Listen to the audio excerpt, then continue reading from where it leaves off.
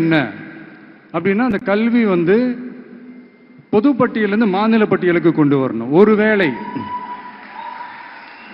அதில் ஏதாவது சிக்கல்கள் இருக்கு அப்படின்னா, ஒரு இடைக்கால தீர்வா இந்த இந்திய அரசியலமைப்பு சட்டத்தை திருத்தி ஒரு ஸ்பெஷல் கன்கரண்ட் லிஸ்ட், சிறப்பு பொது பட்டியல் அப்படின்னு ஒன்று உருவாக்கி அதுல கல்வி மற்றும் சுகாதாரத்தை அதுல சேர்க்கணும்.